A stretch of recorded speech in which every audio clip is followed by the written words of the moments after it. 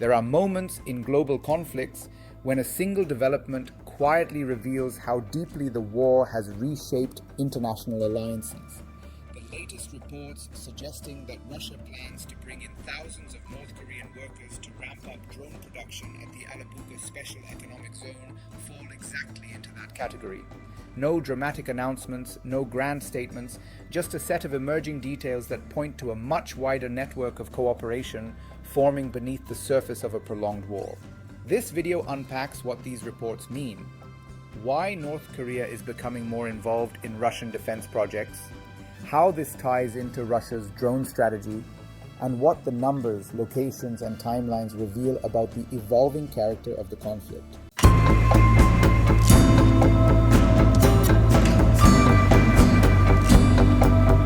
At the center of this development is the Alabuga Special Economic Zone in Tatarstan, an industrial region located roughly 800 kilometers east of Moscow. Over the past year, Alabuga has transformed into a central hub for assembling Shahed-type drones, the long-range, unmanned systems that Russia deploys in frequent strikes against Ukrainian infrastructure and energy facilities. Ukrainian military intelligence has stated that Russia intends to import up to 12,000 North Korean workers to accelerate these drone manufacturing lines by late 2025. The reported discussions took place between Russian Foreign Ministry officials and a North Korean state-affiliated company responsible for selecting and sending laborers abroad. According to these assessments, the idea is to place these workers directly into the drone assembly pipeline, filling the gaps created by Russia's wartime labor shortages. Understanding this cooperation requires looking at the pressures on both sides.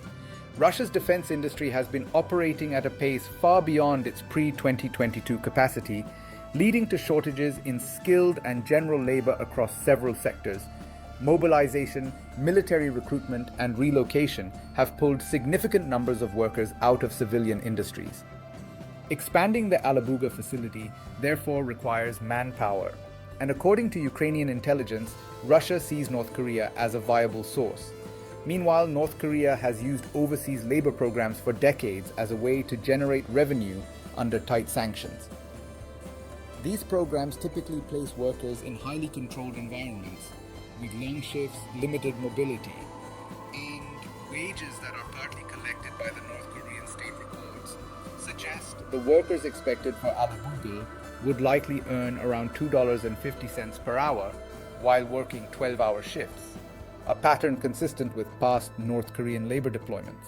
This drone program expansion is part of a wider military and industrial partnership that has grown steadily between Russia and North Korea since 2022. Ukrainian, South Korean, and Western intelligence assessments have repeatedly described North Korea as a major supplier of artillery ammunition to Russia, especially 122mm and 152mm shells, with estimates indicating that around 40% of Russia's artillery needs in these calibers may currently be supported by North Korean production. There have also been reports of North Korea sending multiple launch rocket systems, artillery pieces, tanks, and other armored vehicles. Some of this equipment initially faced performance issues, but after adjustments by Russian engineers, certain systems, such as the KN-23 missile with a range of approximately 690 kilometers, reportedly demonstrated improved accuracy. This cooperation has also coincided with high-level diplomatic exchanges and public expressions of strategic alignment between Moscow and Pyongyang. In addition to industrial cooperation, Ukrainian intelligence claims that North Korean troops have been involved more directly in the conflict.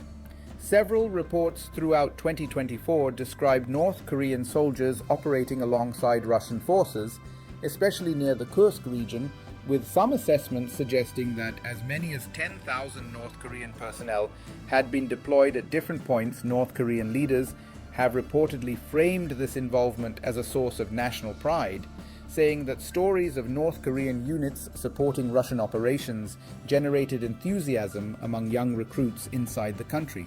Ukrainian sources also linked North Korean involvement to a missile strike near Donetsk in October 2024 that was said to have killed more than 20 soldiers, including Russian officers and several North Korean personnel who were reportedly meeting at the time. While these details come from wartime intelligence channels and are contested by Russia, they contribute to the broader picture of North Korea's expanding presence around the conflict. The labor component fits into this same trend.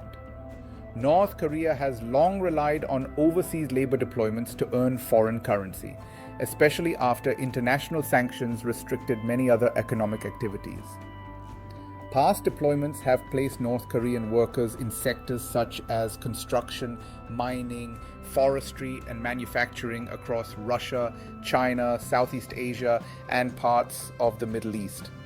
The Center for National Resistance in Ukraine previously reported that Russia had explored using North Korean labor in occupied territories such as Donetsk and Luhansk. Particularly for construction work, Russian leaders have also encouraged closer diplomatic ties with Pyongyang, including the opening of North Korean diplomatic missions in the occupied regions, a move that signaled a willingness to deepen cooperation beyond traditional military exchanges. If the reported plan for 12,000 workers at Alabuga is implemented, it would become one of the largest coordinated North Korean labor deployments in recent years. On the operational level, the push to expand Shahed-type drone production reflects the shifting nature of the battlefield. These drones, often designated as Geran by Russian forces, have been used extensively to overload Ukrainian air defenses.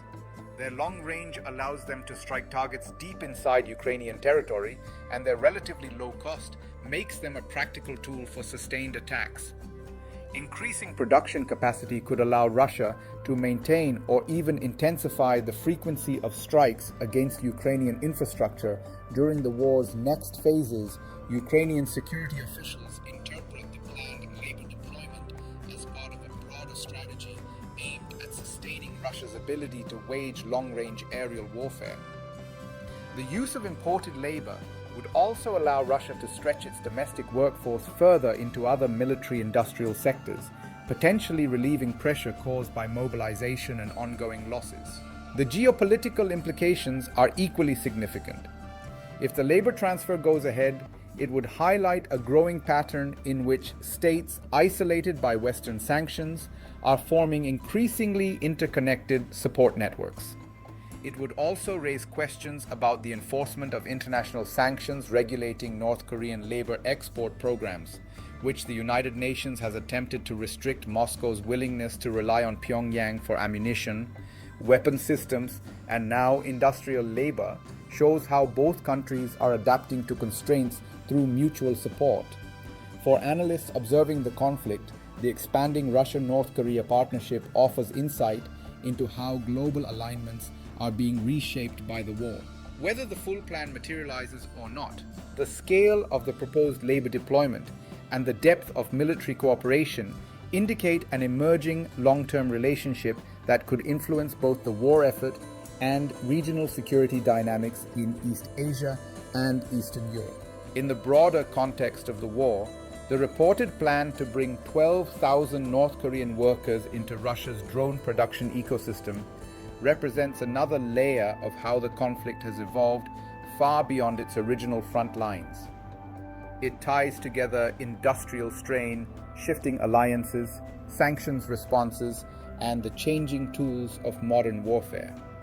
As with many developments in the war, verification will depend on what unfolds over the coming year, but the underlying trend is already clear. Both Moscow and Pyongyang are moving deeper into mutual reliance. For observers trying to understand the future of the conflict, these kinds of long-term industrial decisions provide valuable clues. They show where resources are being directed, how the war's logistics are changing, and how international partnerships are being redefined in the shadow of prolonged conflict. And while the full impact of this cooperation will only become visible over time, its emergence already signals another major shift in the global landscape surrounding the war.